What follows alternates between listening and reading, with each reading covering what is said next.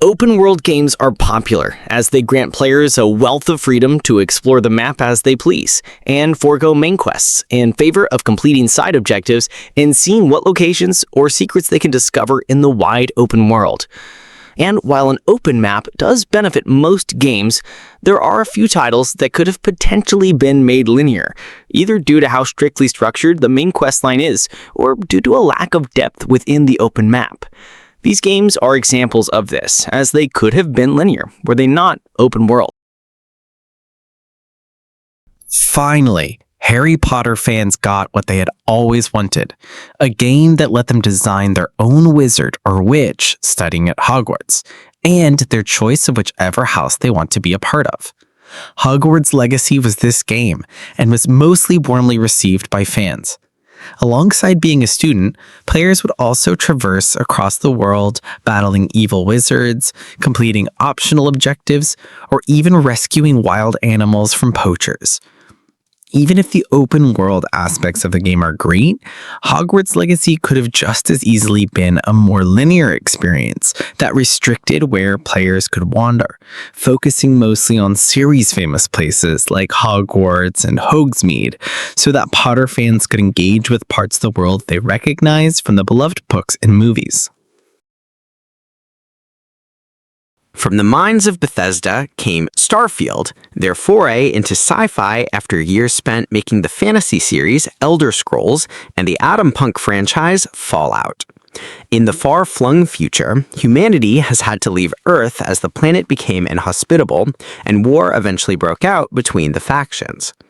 Players assume the role of a miner 20 years following the Colony War, and the company they work for is commissioned to hunt down an artifact which grants curious visions to the player character. Though exploring space and alien planets is an exciting opportunity, procedural generation can be a little hit and miss because it relies on an algorithm rather than human creativity. Starfield would probably have benefited more if it were linear, as then they would go to set locations crafted by human minds that would result in a more consistent experience. Set during the historical Edel period, planners are a Blade twin, two siblings who are part of the Veiled Edge, a resistance group they joined after a shogunate ordered the assassination of their family. Their partner allows their escape from an assassin known as the Blue Demon, but realizes they didn't die, and sets out in the world to find them. The setting, story, and gameplay of Rise of Ronin stand out as great strengths of this game, but unfortunately it does suffer from a somewhat lackluster open world that adds little more enjoyment to the game. As such, Rise of Ronin might have worked better as a more linear game, as more care could have been given to the already good parts of this game. Spoilers alert! A prequel to its predecessor, Red Dead Redemption 2 tells the tale of outlaw Arthur Morgan, a valued member of the Vanderlinde Cossey. The gang ends up making enemies of the Pinkertons after an attempt to rob the train that was the property of a man known as Cornwall. On one of the missions, Arthur comes into contact with the man who has been coughing up blood and catches his deadly affliction.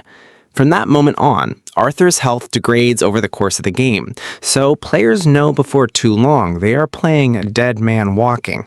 With his life coming to an end, he hardly had the time to dilly-dally, which is why the game could have easily been more linear, giving Arthur's personal tale the undivided attention it deserved.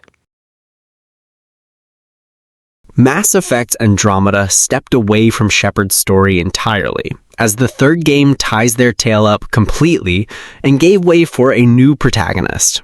This protagonist was Ryder, and their story took place in the far reaches of the Andromeda galaxy.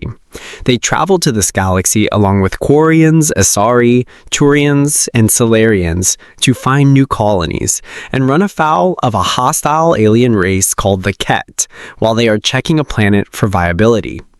Ryder's journey takes them far and wide across the Andromeda galaxy, which was a bold new step to take with what has primarily been a linear game series.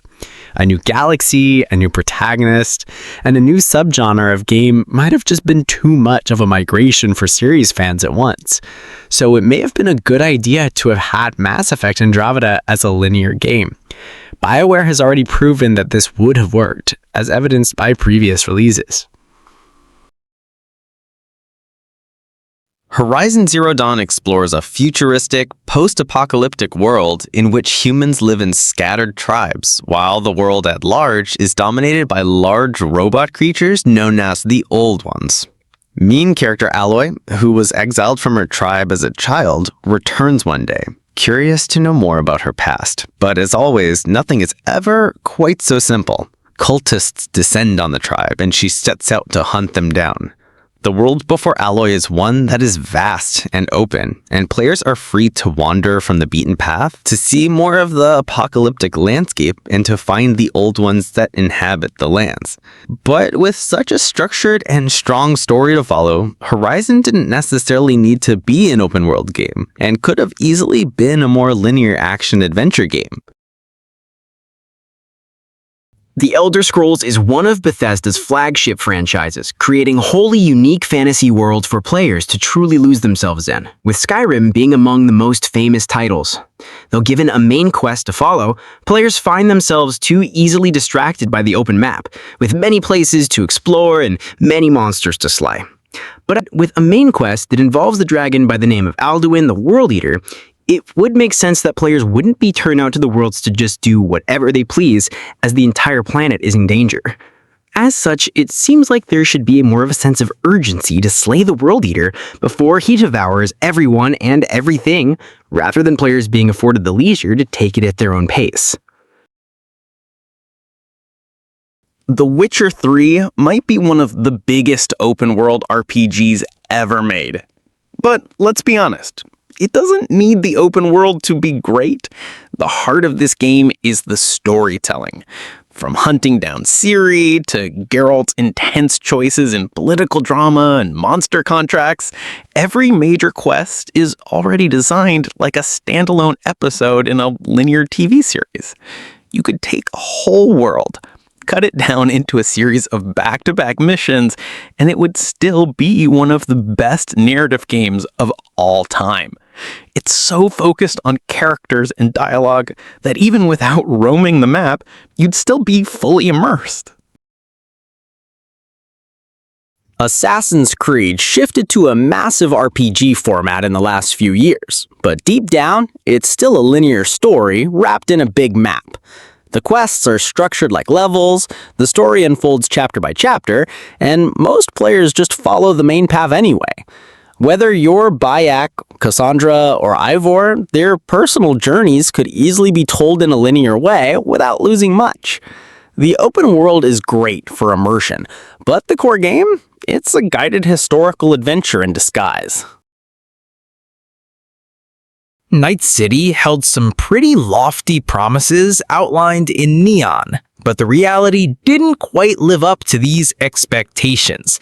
Taking control of V, who finds themselves possessed by the digital ghost of famous rock musical legend Johnny Silverhand, who will soon overwrite V's consciousness. But removal would instantly kill V, so they need to find another safer way of exercising the voice in V's head. This mission does take V through Night City, which unfortunately does fall a little flat when measured up to other aspects of the game, such as the characters, the narrative, and the acting chops of famed star Keanu Reeves. It would have been possible to have made Cyberpunk 2077 a more linear experience, and not only that, the game might have been better off for it. Ghost of Tsushima gives you a stunning open world, but it's the cinematic storytelling that really drives it. Jin Sakai's journey is like watching a perfectly crafted samurai movie, split into acts with a clear emotional arc. Even the side missions feel like character-driven chapters. Honestly, if they trimmed down the exploration and presented it as a linear, story-focused action game, it would still hit just as hard, maybe even harder. The structure, the visuals, the pacing, it's already halfway to being a linear classic.